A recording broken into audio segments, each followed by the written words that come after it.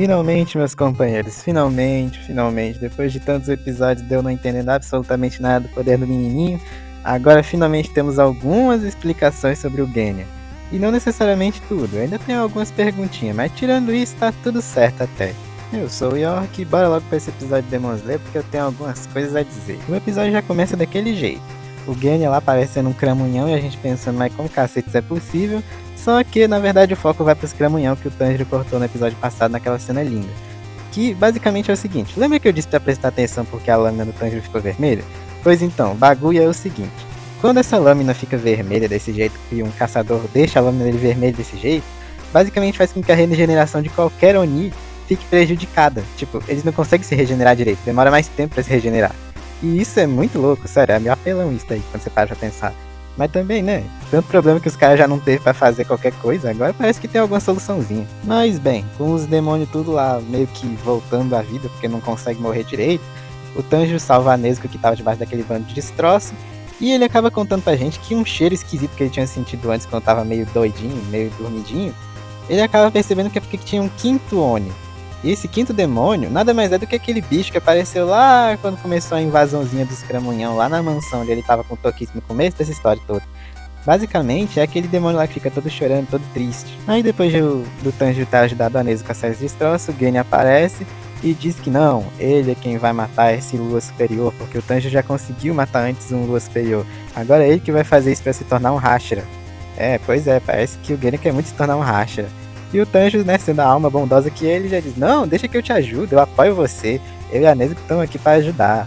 A gente vai atrás do quinto demônio e você fica aqui distraindo os outros e tal. Então o cramunhão que dá raio, manda uns raios pra cima deles e a porradaria recomeça. Nezuko e Genya ficam lá distraindo eles enquanto Tanjirina tenta achar o quinto cramunhão para conseguir matar os outros. Um dos demônios que sopra aquele vento forte, joga um vento forte na frente do Tanjiro, e então um cheiro forte que tinha de fonte termal naquele lugar some, e ele consegue sentir melhor o cheiro do lugar, assim achando o quinto demônio. Que é aquele lá, sabe, que vive chorando, triste e tal, que tem, sei lá, um tumor na cabeça perto do chifre. Pois então, é isso aí. E ele vai correndo atrás dele, e a gente descobre que na verdade o bicho é minúsculo, pivete. Minha nossa, o bichinho é pequenininho. Porém, antes de conseguir chegar perto do bichinho, o Tanjiro é impedido pelo aquele bicho que voa. Aí ele diz pro Genya aí, que fica a nordeste. Então ele pega e vai, tenta ir no caso. E agora começamos a historinha do Genya tentando achar o bichinho pequenininho e matar ele. Enquanto a Nezuko ajuda ele a, nenhum demônio atrás dele. Vemos que a Nezuko foi empalada numa árvore por aquele bichinho azul, sabe, que é todo triste, sem falar que usa um moletom. Pois então, ele tá lá fazendo isso. E então a gente vê que o Tanjiro tá bem poderoso, moleque. O bicho tá forte que sua miséria. O próprio demônio lá fica falando como ele evolui rápido e é poderoso pra cacete. E eu tenho uma perguntinha. Por que a Hinokami Kagura dele agora parece que é o fogo na Nezuko? Tipo, ficou igualzinho. Deve ser por conta da Nezuko ter feito o que fez com a espada dele. Mas ainda assim, né, pô, tava misturado antes. Mas não deve ter nada a ver com nada mesmo assim.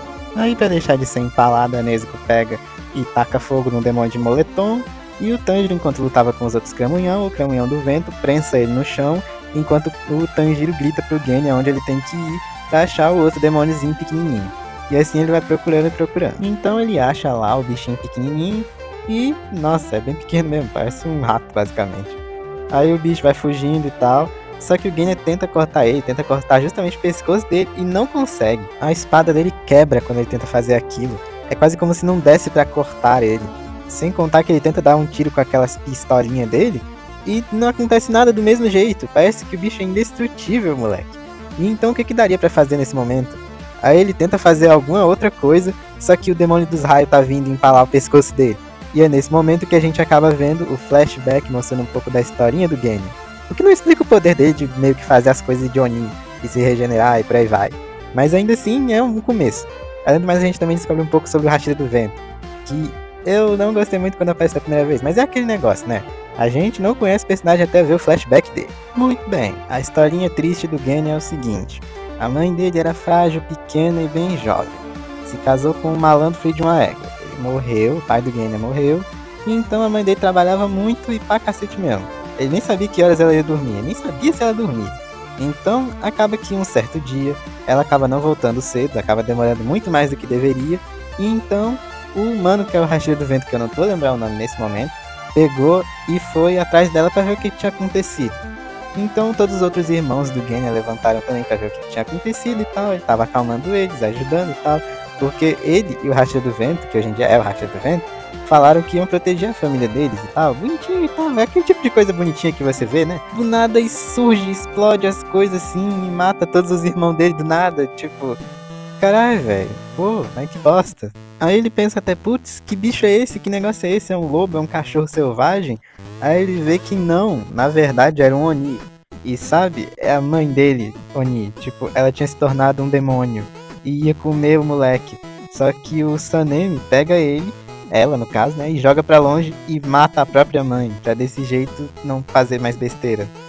E tipo, o sol tava nascendo, é só por isso que ele conseguiu matar ela, na verdade. O Genya aparece lá quando ele tinha terminado de fazer isso e vê que ele tinha matado a mãe. Caralho, velho, mas essa história é saudável, né? Minha nossa, muito boa essa história. Nem explica por que o Racha do Vento é tão doido da cabeça, que nem ele é quando apareceu na primeira temporada. Então, achando que estava prestes a morrer, todas essas coisas estavam passando na sua cabeça, né? Porque ele achava que ia morrer. E então, tava lá ele e bum, o Tangerina aparece para salvar a pátria novamente. E aí ele diz, você não queria se tornar um Hashira? Então pega e faz os bagulho, meu parceiro. Algo que é interessante de se destacar é que no meio dessa historinha toda, ele diz que não consegue usar nenhuma das respirações, meu parceiro. Tipo, nenhuma das respirações. Como é que cacetes esse moleque tá vivo até hoje? Eu acredito que seja basicamente por conta dessa técnica aí que ele tem de se transformar em demônio, mais ou menos. Se não for por isso aí, o moleque tava já de vala faz muito tempo. O demônio de moletom tenta atacar o Tanjiro por trás, porém o Genya defende ele e fica com mais pipoco no corpo do que gente no Rio de Janeiro. É aquilo, como caralhos ele vai se regenerar de tudo isso, eu já não sei. O cara tá mais pipocado do que, sei lá, parece um queijo, moleque, pelo amor de Deus. É um queijo vermelhinho, sei lá. Então, enquanto isso, o Tangerino foi atrás do outro camunhão, o que parece um, sei lá, um rato, basicamente. Então ele foi atrás e tava indo. E então, para o nosso azar, quando ele ia acertar um golpe de Hinokami Kagura nele, pá, acaba o episódio. E que alegria, vamos ter que esperar mais uma semana para saber o que vai acontecer.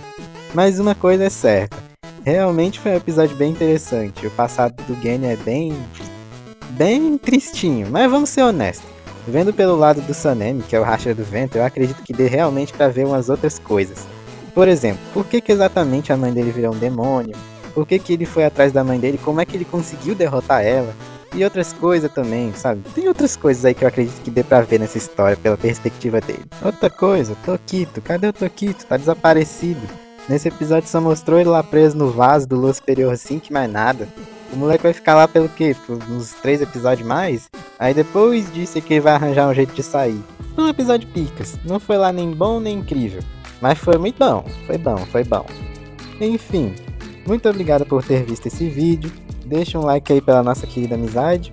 Se inscreve aí para ver mais vídeo legalzinho mesmo, fazendo análise de Demon Slayer e qualquer outra coisa que eu vá fazer análise por aí.